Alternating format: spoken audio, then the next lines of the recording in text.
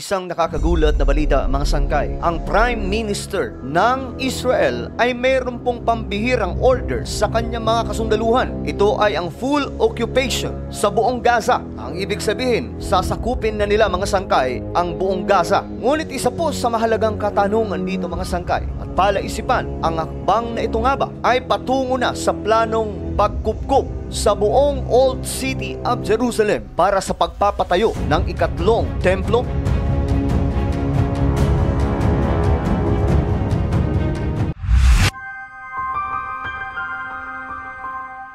Hello, what's up mga sangkay? This is me. I'm back for another vlog today. Nakapupulutan po ng kaalaman at aral. Huwag niyo pong kailimutan na i-subscribe yung ating YouTube channel, i-click ang bell at i-click niyo po yung all. Sa mga nanonood po sa Facebook, i-follow niyo po yung ating Facebook page. So today nga po mga sangkay, pag-uusapan po natin itong pambihirang balita. Nagkaroon daw po ng utos itong mataas na opisyal ng bansang Israel na kupkubin at sakupin na ang buong Gaza. Subalit ang katanungan, mapipigilan nga ba ng marami ang puwersa ng Israel? At ano kaya ang planong ito, mga sangkay? May kinalaman ba ito sa pinaplano ng Israel na pagpapatayo ng ikatlong templo? At ano nga ba ang mangyayari sa ating mundo once na maipatayo na, mga sangkay, ang ikatlong templo sa Israel?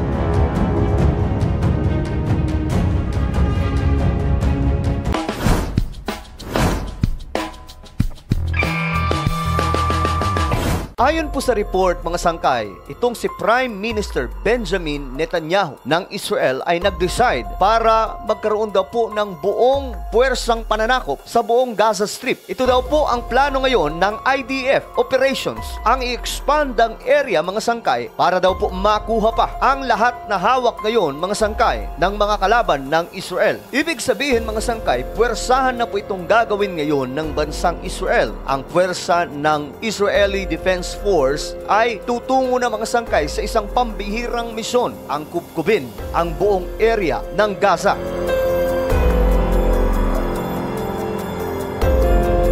The Prime Minister's Office reportedly, mga sangkay, na nagkaroon po ng directive communication at nagbigay po ng ultimatum, at ito po ay kailangan gawin ng Israeli Defense Force. Ngayon, ang katanungan dito, mga sangkay, sa gagawin ng Israel, ito nga ba ay sa Gaza lamang o ito po ay isang pambihirang hakbang para po, mga sangkay, kubkubin na rin ang buong Old City of Jerusalem, na ngayon, mga sangkay, po pwede na po nila itong makuha kung persahan po nila itong gagawin. Subalit, mga sangkay, kung gagawin po ito nila, may matindi pong mangyayari. Isa pong pambihirang digmaan ang magaganap. Para po sa inyong kaalaman, mga sangkay, ang Jerusalem, ito po ang lokasyon kung saan dito po itinayo ang Old City of Jerusalem sa panahon po ni King Solomon, ang anak po ni David noong 957 BCE. At ito po ay sinira, mga sangkay, ng Babylonian Empire noong 587 BCE. Ang Second Temple naman, mga sangkay, sa lugar na ito kung saan tinatawag po ito ngayon, mga sangkay, na Temple Mount, dito din po, mga sangkay, na reconstruct o constructed under Zerubbabel noong 516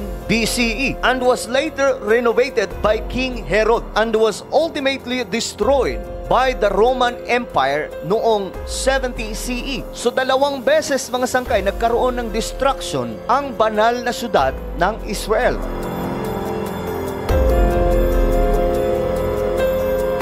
At ngayon, mga sangkay, pinaplano na po itong i-build up. Ngunit, mga sangkay, napaka-delikado ng kanilang gagawin dahil magkakaroon po dito ng matinding digmaan, mga sangkay. Remember po, napapaligiran po ang Israel ng mga kalaban. Ang Temple Mount, mga sangkay, kung saan ito po ang lokasyon ng Old City of Jerusalem, nariyan po ang mga templo ngayon ng Jewish, kung saan dyan po sila nananalangin. At naghihintay, mga sangkay, sa pagbabalik ng Mesaya, na hindi po nila alam, mga sangkay, na yung Messiah na yon ay si Jesus Christ mismo. At ngayon din, mga sangkay, sa mismong lokasyon, naroon din po ang mga banal na lugar ng mga Muslim. Ito po ay ang Al-Aqsa Mosque at Dome of the Rock, na bagamat kontrolado ito ng Jewish, subalit, mga sangkay, ito po ay ang banal na lugar ng mga Muslim sa lugar po mismo ng Old City of Jerusalem. Kung titingnan po natin ang mapa, mga sangkay, ang Old City of Jerusalem o ang Temple Mount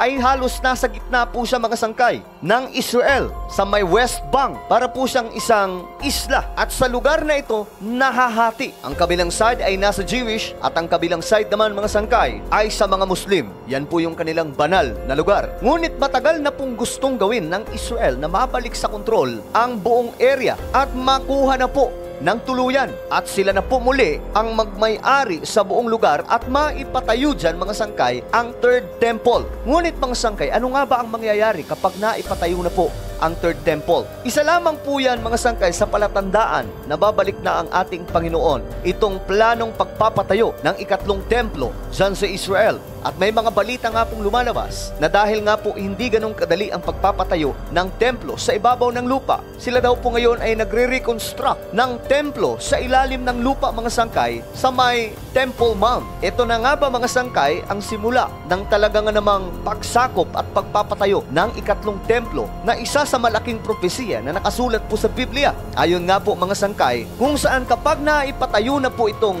templo, dito lilitaw mga sangkay ang hari na tinutukoy sa Biblia na lalapastangan sa templo. Walang iba mga sangkay kundi si Antichrist na naipropesiya na nga po ito sa Book of Daniel at mababasa din po natin mga sangkay sa 2 Thessalonians. Ayon po sa Daniel chapter 9 verse 27, ang haring ito ay gagawa ng isang matibay na kasunduan sa maraming tao sa loob ng isang linggo. Pagkaraan ng kalahating linggo, papatigilin niya ang paghahandog. Ilalagay niya sa itaas ng templo ang kasuklam-suklam na kalapastanganan. Mananatili ito roon hanggang sa wakasan ng Diyos ang naglagay neto. Ito po ay bahagi ng propesiya na nakasulat sa Biblia mga sangkay na paparating sa ating mundo. Ang pag-rebuild sa templo ay bahagi po ng propesiya mga sangkay kung saan lilitaw ang isang hari o si Antikristo na makikipagkasundo. Magkakaroon po ng peace treaty sa Israel. Mawawala po ang mga sigalot, mga digmaan na yan mga sangkay na nakapaligid sa Israel. Ngunit sinasabi po dito na itong kasunduan ay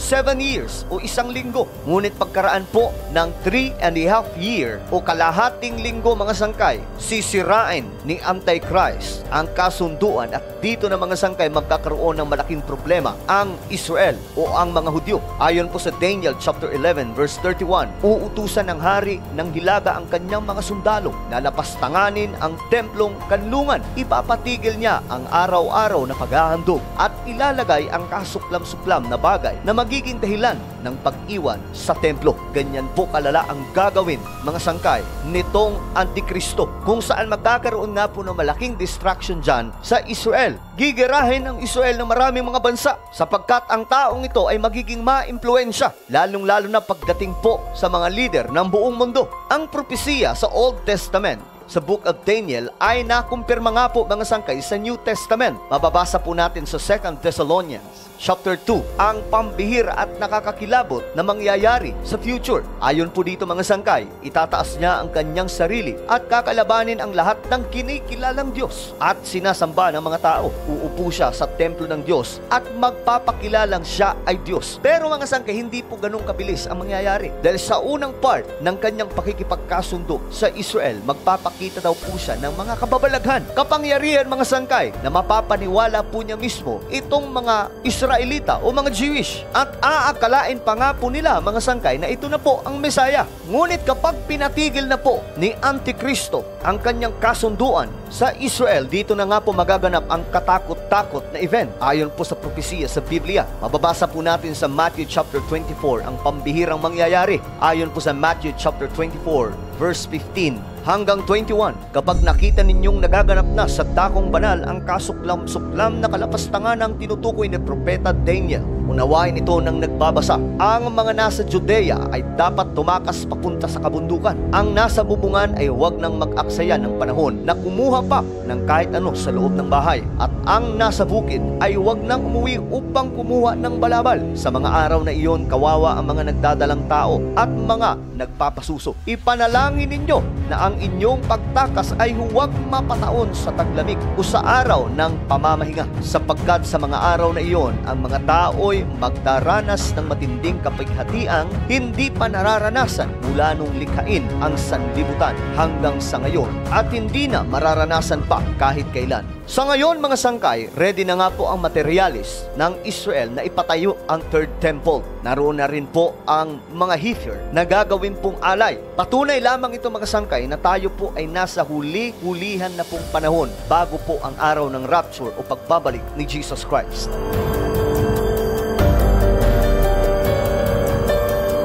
Ano po ang inyong opinion sa ating napag-usapan ngayon? Comment down below. Huwag niyo pong kailimutan na i-subscribe yung ating YouTube channel.